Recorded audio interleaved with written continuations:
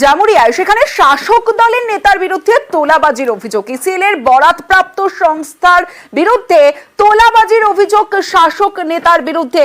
পঞ্চায়েত সমিতির পূর্ত কর্মাধ্যক্ষ উদীপ সিং এর বিরুদ্ধে থানায় নালিশ। চালকদের মারধরের পর গাড়ি পিছু ৫,০০০ টাকা দাবির অভিযোগ। থানায় অভিযোগ বেসরকারি সংস্থার কর্ণধার অসীম চক্রবর্তীর।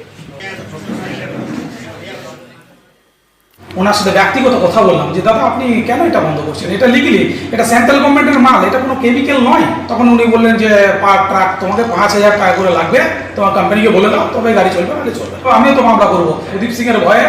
আমার প্ল্যান্টের কোনো ড্রাইভার আসছে না, কেউ কাজ করতে চাইছে না। যার বিরুদ্ধে অভিযোগ তিনি বলছেন যে মিথ্যে মামলায় ফাঁসানো হচ্ছে তাকে। শোনাবো তার বক্তব্য। ছাই একটা কোম্পানি কেমিক্যাল ডাস্ট, যেটা নিয়ে খুবই মানুষের অসুবিধা হয়েছিল, তার আমরা প্রতিবাদ করেছিলাম। আমার যদি কোথাও ভুল হয়ে থাকে তাহলে আমার দল শাস্তি দেখ, আমার উপর মামলা হোক, আমি মেনে নেব। কিন্তু যদি আমি কোনো অপরাধ না করে থাকি, আমাকে যদি ধমকি দেওয়া হয়, আমাকে যদি চমকায়, আমাকে যদি ভয় দেখানো হয়, আরে ভয় করনেওয়ালা আমি ছিল না। আর এই যে ঘটনা, এই গোটা ঘটনা নিয়ে শুরু হয়েছে রাজনৈতিক চর্চা। তৃণমূল কংগ্রেসে এটা চলবে।